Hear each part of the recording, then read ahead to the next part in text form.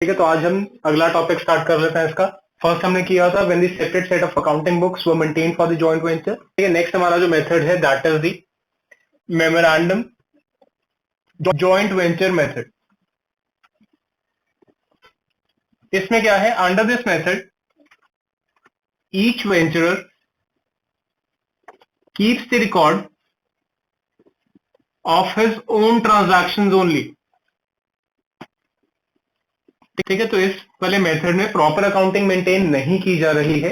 जितने भी वेंचरर्स आपको दिए गए हैं जॉइंट वेंचर में, जो जिन्होंने मिलकर काम शुरू किया है, हर वेंचरर अपने ट्रांजैक्शंस की खुद से एंट्री करता है, बाकी सबकी एंट्रीज वो इंक्लूड नहीं करता है।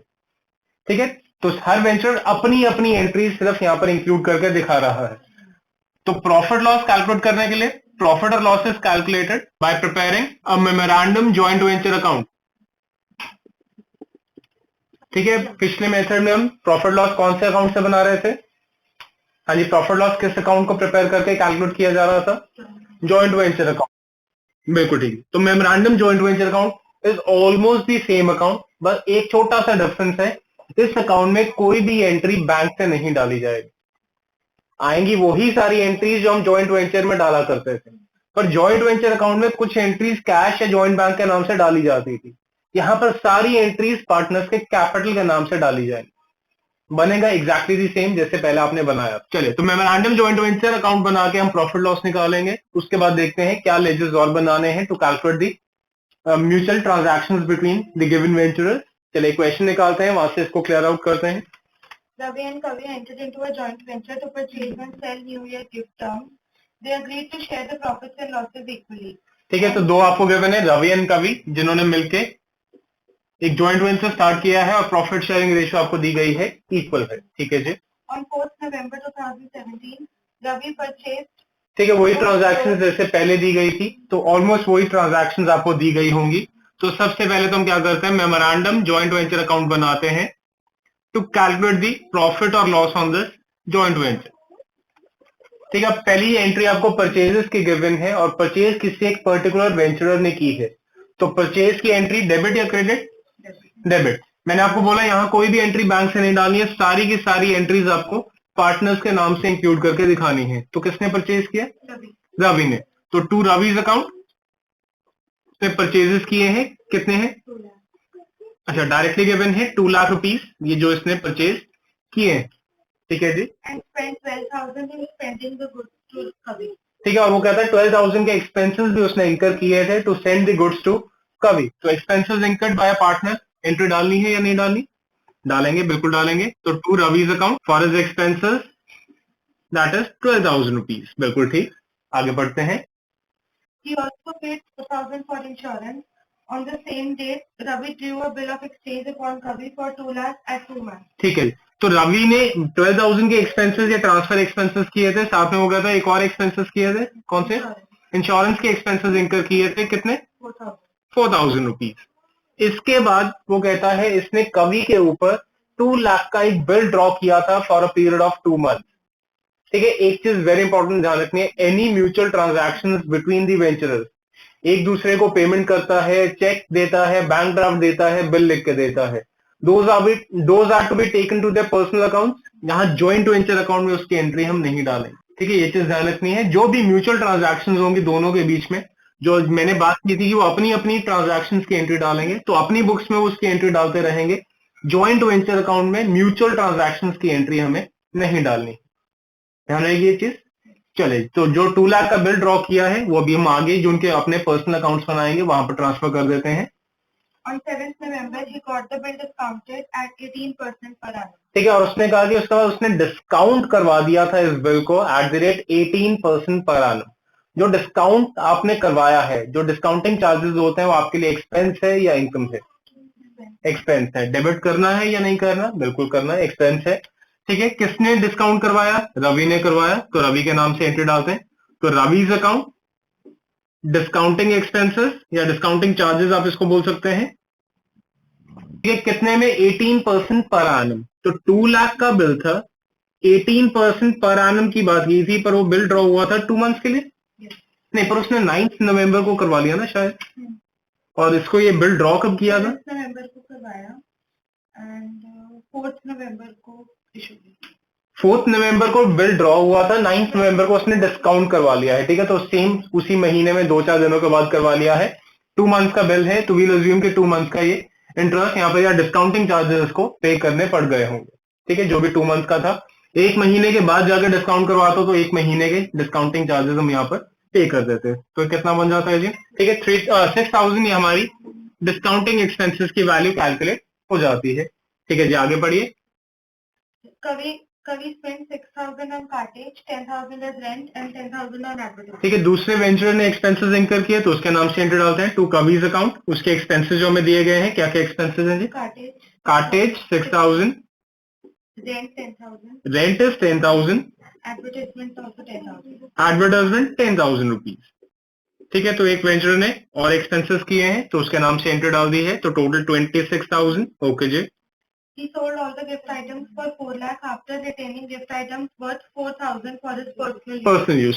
तो कवि के नाम से शुरू हुई थी स्टेटमेंट, ही का मतलब उसी ने बेचे हैं।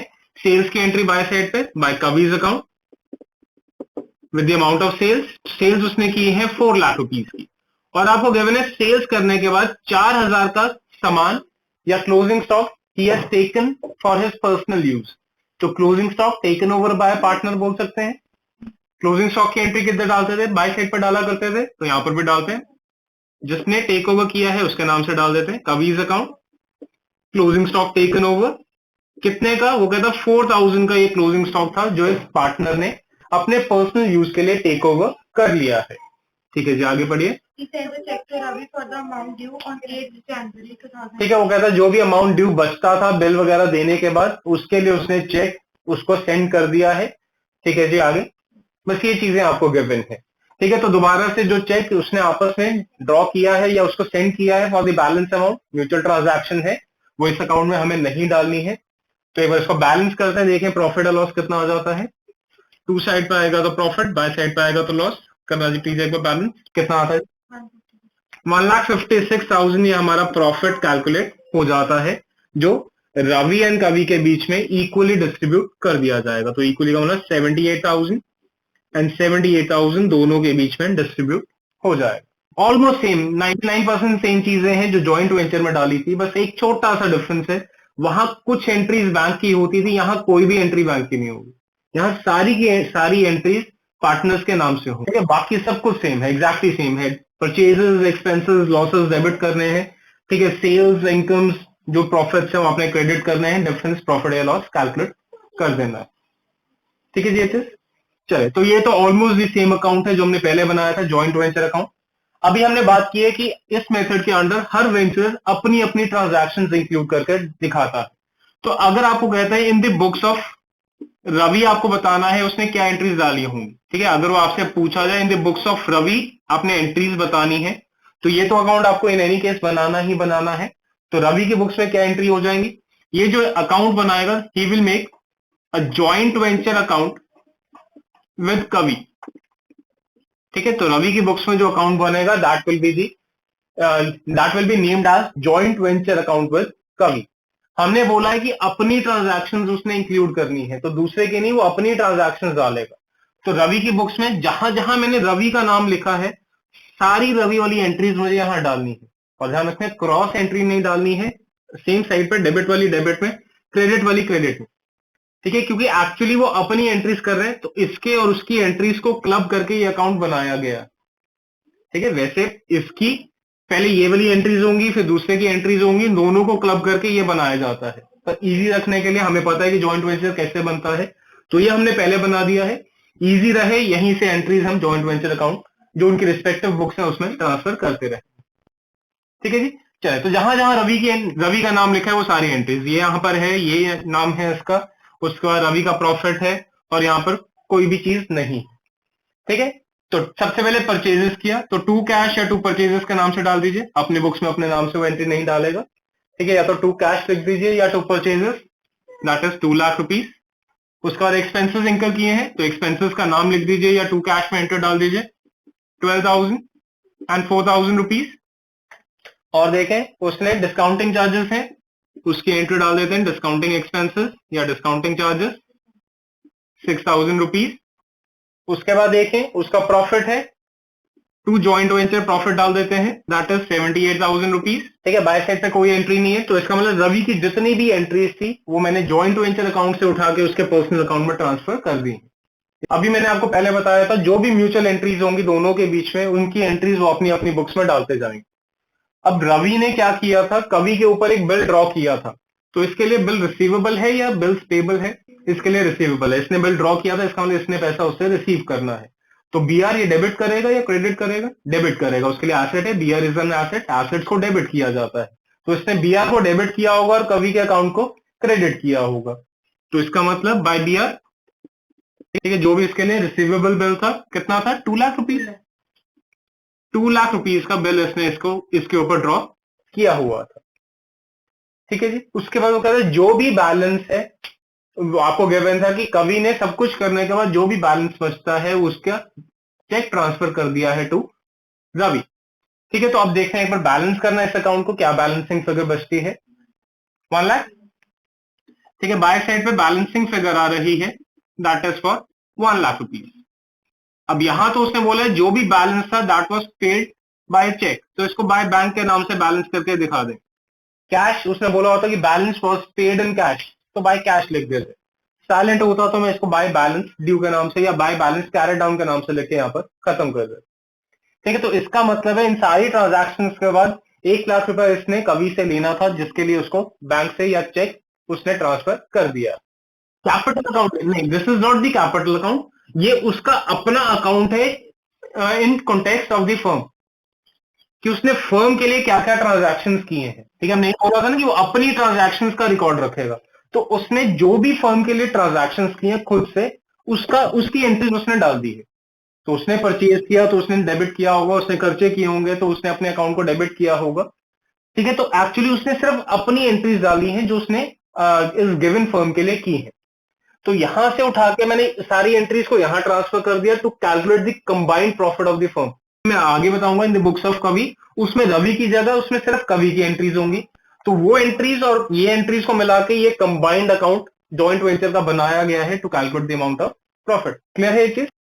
ठीक है, ऐसे इन द बुक्स ऑफ कवि अगर पूछे हो आपसे कि कवि की बुक्स में बताइए क्या अकाउंट बनेगा, तो कवि की बुक्स में बनेगा joint venture account with Ravi, और एंट्रीज किसकी डालेंगी? कवि वाली सारी एंट्रीज डाल जाएंगी, क्योंकि हर वेंचर अपनी एंट्रीज डाल रहा है।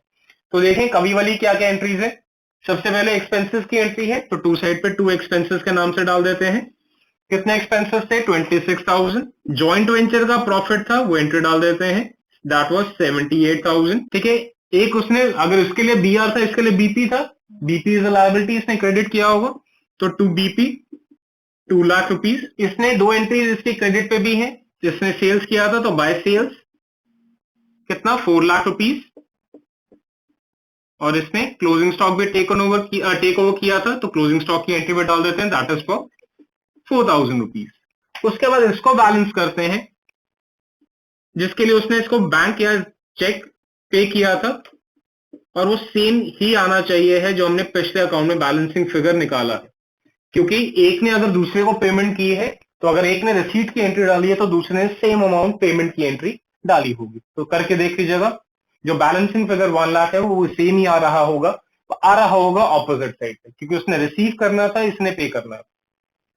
ठीक है, डेबिट साइड पे बैलेंसिंग फिगर का मतलब है he has to pay to the other partner, जिसका क्रेडिट पे आ रहा होगा इसका मतलब he has to receive from the other partner.